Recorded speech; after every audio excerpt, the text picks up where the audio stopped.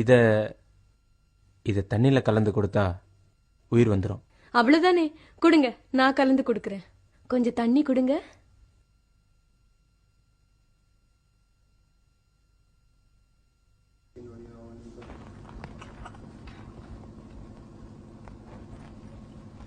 ஆனா அம்மா, இத அவரை குடிக்க வைக்கிறதுக்கு முன்னாடி நீங்க குடிக்க வேண்டியிருக்கும்.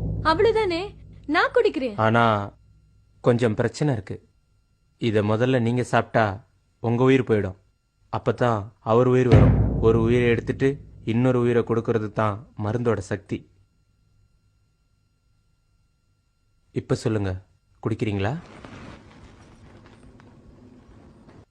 ஏம்மா, நீங்க குடிக்க மாட்டீங்களா? உங்க புருஷனுக்கு உயிர் கொடுக்கணும்ன்ற ஆசை இல்லையா? இவ்வளவுதானா உங்க அன்பு? அன்பு எல்லாம் யார் சொன்னாங்க சுவாமிஜி? நான் செத்துட்டேன்னா என் பசங்களை, என் அத்தையை யார் பார்த்துப்பாங்க சுவாமிஜி? உங்க புருஷன் பழைக்கிறாருல, அவர் பார்த்துப்பார். அவர் அம்மாவை, குழந்தைங்கள, எல்லாரையுமே. அவர் பொழைச்சிட்டார்னா அவங்க அம்மா பார்த்துப்பாங்க. என் குழந்தைங்களை யார் பார்த்துப்பாங்க? நான் செத்தப்புறம் அவர் இன்னொரு கல்யாணம் பண்ணிப்பாரு.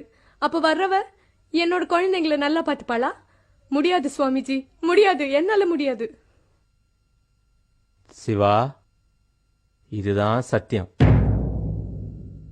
சுவாமிஜி, இது எங்க மாமியாருக்கே கொடுத்துருங்க. அவங்க இருந்து என்ன பண்ண போறாங்க? அவங்க குடிச்சு அவங்க பையனுக்கே உயிர் தரட்டும். உங்களால முடியாது தானே? சரி அம்மா, இந்தாங்க. உலகத்துல எந்த தாயா இருந்தாலும் தான் உயிரை கொடுத்தாவது மகன் உயிரை காப்பாற்றுவாங்க. இதை குடிங்க.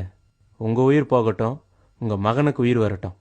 சுவாமிகளே, என் பேர பசங்களுக்கு என் மேல ரொம்ப பிரியம். நான் செத்து போனா யார் அவங்கள பாத்துக்கிறது?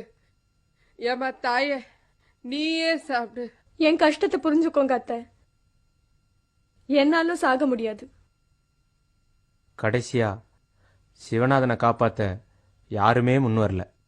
மருந்தோட சக்தி போயிருச்சு. சிவநாதனும் போயிட்டார். ஐயோ,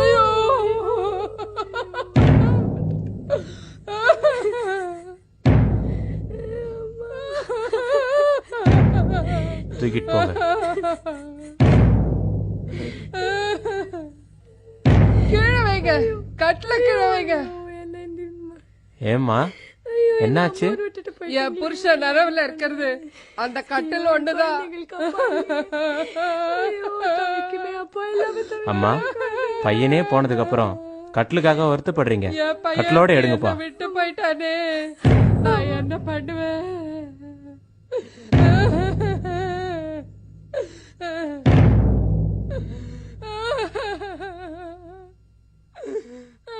ஐயா, கட்டில் அடிக்குதுங்க.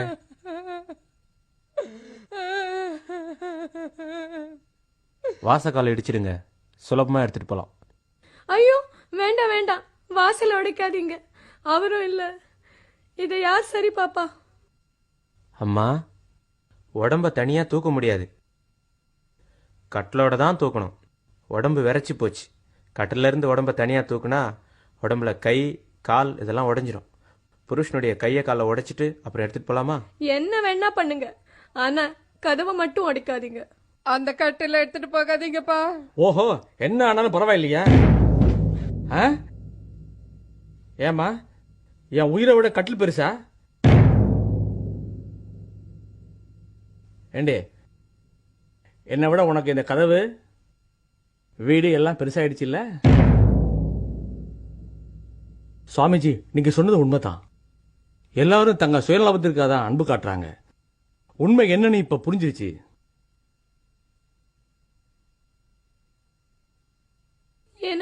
சிவா, நில்லுடா. ஸ்ரீ ராமகிருஷ்ணர் சொல்கிறார், இந்த உலகத்திலே ஜனங்க சுயநலத்தை பாதிக்காத வரைக்கும் அன்பு காண்பிக்கிறாங்க. யார் சாதகனா இருக்கானோ அவன் இப்படி விசாரம் பண்ணணும். கடவுள் மட்டும் என் சொந்தம், வேற யாரும் இந்த உலகத்துல என் சொந்தம் இல்லை என்பதை புரிஞ்சுக்கணும்.